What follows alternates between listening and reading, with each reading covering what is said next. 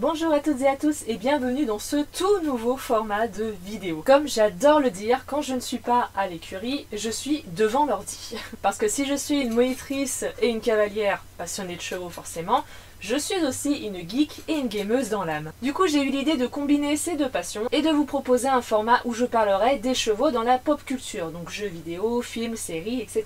Il y aura des chevaux très connus, d'autres beaucoup moins, et qui sait, peut-être que ça vous donnera envie de découvrir l'univers d'où viennent ces chevaux et du coup en même temps de découvrir un nouveau jeu, un nouveau film ou une nouvelle série. Du coup, écoutez, sans plus attendre, c'est parti!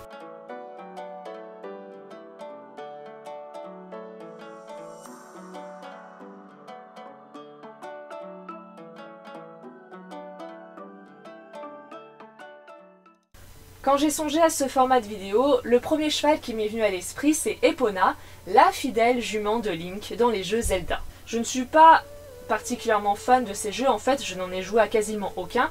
Le seul jeu auquel j'ai joué, attendez comme ça je me la pète un peu... Donc comme je dis, du coup je n'en ai joué qu'un seul, qui est le remake de Link's Awakening sur Switch, sorti en 2019. Non, en fait quand j'étais petite, mon frère avait le jeu Ocarina of Time, je squattais sa partie, simplement et seulement pour me balader à dos d'Epona dans le jeu. C'est peut-être pour ça que c'est elle qui m'est venue à l'esprit en première, parce que Epona a été ma toute première référence équine dans un jeu vidéo. Déjà, commençons par le commencement. D'où vient son nom? Parce qu'en fait, il n'a pas été choisi au hasard. Epona est une divinité gauloise, d'ailleurs très vénérée aussi du côté des Romains. C'est une déesse très importante pour nous, passionnés de chevaux, car elle est non seulement la déesse de la fertilité, mais aussi la protectrice des chevaux et de tous ceux en lien avec eux, donc cavaliers, éleveurs, palefreniers. Après cette petite parenthèse mythologique, retournons au sujet qui nous intéresse, la pop culture. Comme je n'ai pas joué au jeu Zelda, tout ce que je vais vous dire, c'est des renseignements que j'ai obtenus sur différents sites. Au cas où, s'il y a une erreur dans mes propos, n'hésitez pas à me corriger en commentaire, mais évidemment à me corriger de façon cordiale, respectueuse et dans la bienveillance. N'allez pas m'insulter ni me maudire sur 3 générations parce que j'ai dit une bêtise sur un cheval fictif, d'accord?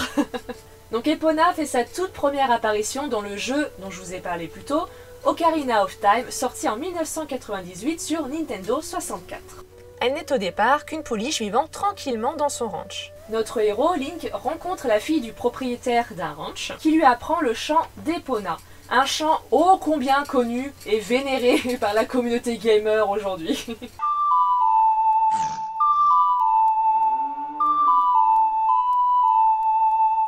Plus tard, utilisé à l'Ocarina, ce chant permettra à Link d'appeler Epona. Je dis plus tard car à cet instant dans le jeu, Epona n'est encore qu'une pouliche et doit donc rester au ranch le temps que Link continue son aventure. Quand, bien plus tard, Link est de retour au ranch, celui-ci a été remis à un nouveau propriétaire, Ingo ou Wingo, je sais pas trop comment ça se dit mais je vais dire Ingo, par Ganondorf, le grand méchant de la licence. Ce nouveau propriétaire est loin d'être aussi sympathique que le précédent et défie Link de le battre à la course pour récupérer Epona, qu'il garde enfermé.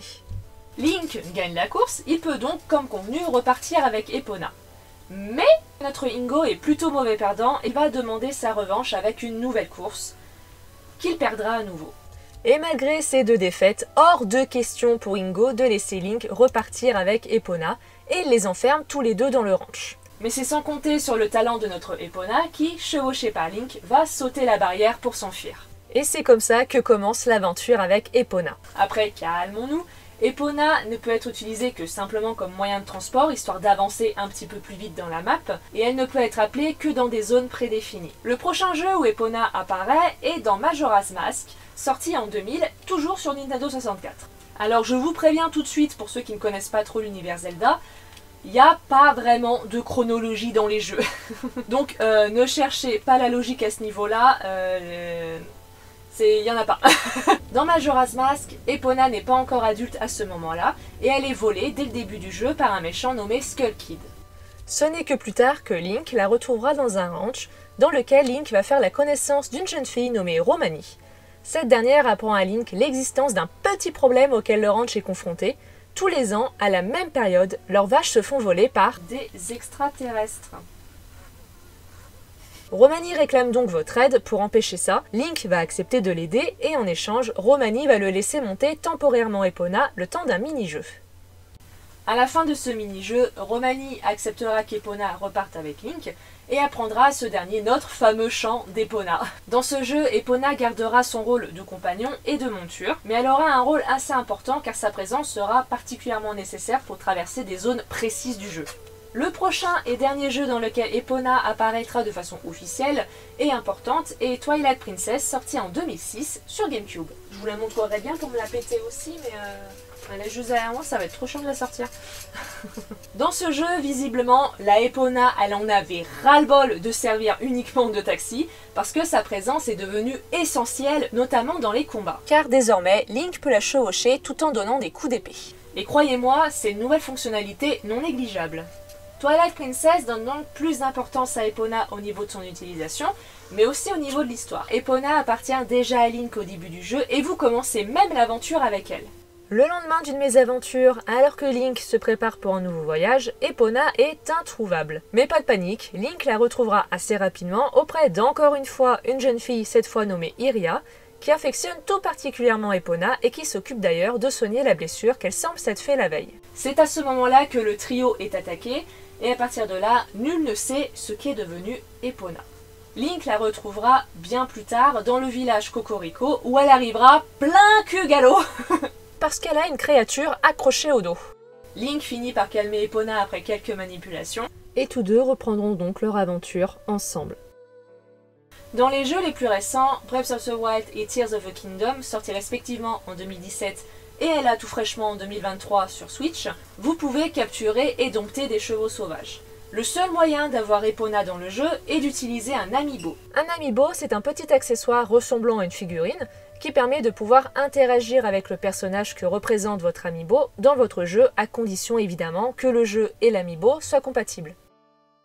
C'est la fin de ce premier épisode sur ce tout nouveau format. Ça faisait bien 1 ou 2 ans que j'avais en tête ces idées de vidéos, mais comme ça demande pas mal de temps au niveau de l'écriture, des renseignements, du montage, etc., j'avoue que j'avais un peu la flemme.